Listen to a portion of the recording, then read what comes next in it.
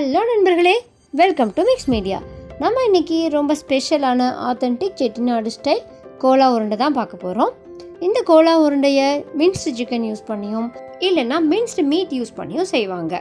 ஸ்பெசிஃபிக்காக இந்த Cola உருண்டையில் minced meet use பண்ணால் தான் ரொம்ப நல்லாயிருக்கும் சிக்கனை விட. ஸோ நம்ம இன்றைக்கி இந்த கோலா உருண்டை எப்படி செய்யலாங்கிறத பார்க்கலாம். வாங்க வீடியோக்குள்ளே போகலாம். ஃபர்ஸ்ட் நம்ம கடாய் ஸ்டவ்வில் வச்சு ஆன் பண்ணிப்போம். கடாய் ஹீட் ஆனதும் கொஞ்சமாக ஆயில் விட்டுட்டு கொத்தமல்லி ஆட் பண்ணி லைட்டாக ஃப்ரை பண்ணிக்கலாம்.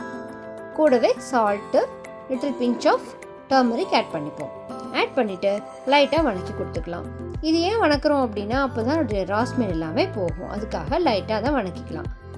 இந்த கோலா உருண்டையை மட்டனில் மட்டும்தான் செய்யணும்னு இல்லைங்க, நம்ம சிக்கன்லேயும் செய்யலாம். சிக்கனில் செஞ்சாலும் இதே மாதிரி செய்ய முடியும். ஆனால் நம்ம மட்டனில் செய்யும் பொழுது தான் அதனுடைய ஆத்தென்டிக் டேஸ்ட் கிடைக்கும். ஸோ மட்டன் கொத்துக்கறியில் இந்த டிஷ்ஷை ட்ரை பண்ணுங்கள். ஸோ இதை நல்லா வணக்கி கொஞ்சமாக பாயில் ஆகட்டும். அப்படி பாயில் ஆனதுக்கப்புறமா நம்ம அடுத்த ஸ்டெப் பண்ணுவோம். ஸோ மீன்வைல் நம்ம மசாலாஸ் ரெடி பண்ணிக்கலாம். அதுக்கு மிக்ஸி ஜார் எடுத்துப்போம். மிக்ஸி ஜாரில் கொஞ்சமாக கோகோனட் எடுத்துக்கோங்க. கூடவே 2 பெரிய வெங்காயம் ஆட் பண்ணிக்கலாம். நம்ம சின்ன வெங்காயம் இருந்ததுன்னா சின்ன வெங்காயமும் ஒரு ஹேண்ட்ஃபுல் ஆஃப் சின்ன வெங்காயம் ஆட் பண்ணிக்கலாம். அடுத்ததாக கொஞ்சம் கருவேப்பிலை இலை, அடுத்தது ஜிஞ்சர் கார்லிக் பேஸ்ட், அப்புறம் மசாலாவுக்கு தேவையான சோம்பு. இதில் பட்டை கிராம்பெல்லாம் எதுவும் ஆட் பண்ணலை, வெறும் சோம்பு மட்டும் ஆட் பண்ணிக்க போகிறோம். அதுக்கப்புறமா கொஞ்சமாக பொட்டுக்கடலை ஆட் பண்ணிப்போம்.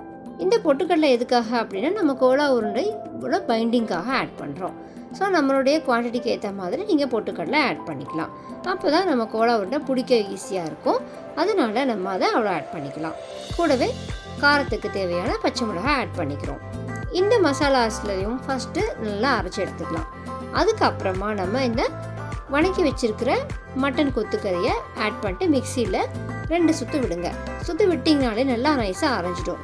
அதுக்கு அடுத்ததாக நம்ம ஆல்ரெடி அரைச்சி வச்சுருக்கிற இந்த மசாலாவையும் போட்டுட்டு ஒரே ஒரு ரென்ஸ் கொடுத்து எடுத்துட்டிங்க அப்படின்னா எல்லாமே மிக்ஸ் ஆகிடும். ஸோ இந்த இடத்துல நம்ம சால்ட் எவ்வளோ இருக்குது கரெக்டாக இருக்கான்னு செக் பண்ணிக்கலாம். வேணும்னா இந்த இடத்துல ஆட் பண்ணிக்கோங்க. ஆட் பண்ணிவிட்டு நல்லா பால்ஸாக பிடிக்கலாம்.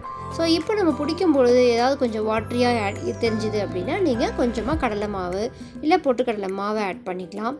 அப்படி இல்லை அரிசி மாவை ஆட் பண்ணிக்கலாம். இதில் ஏதாவது ஒன்று ஆட் பண்ணிவிட்டு நம்மளுடைய அந்த பைண்டிங் ஏஜென்ட் பர்ஃபெக்டாக இருக்கான்னு செக் பண்ணிக்கோங்க. ஸோ எல்லாத்தையுமே நல்லா பால்ஸாக பிடிச்சதுக்கப்புறமா ஆயிலில் பொறுமையாக பொரிச்சிடுங்க.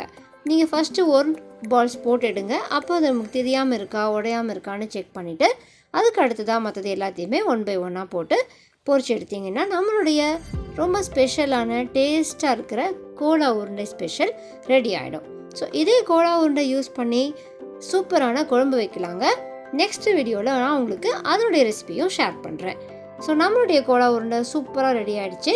இதே மாதிரியான இன்னும் பல ரெசிபீஸ்க்காக எங்களோட சேனலை சப்ஸ்கிரைப் பண்ணுங்கள், லைக் பண்ணி ஷேர் பண்ணுங்கள், கமெண்ட் பண்ணுங்கள்.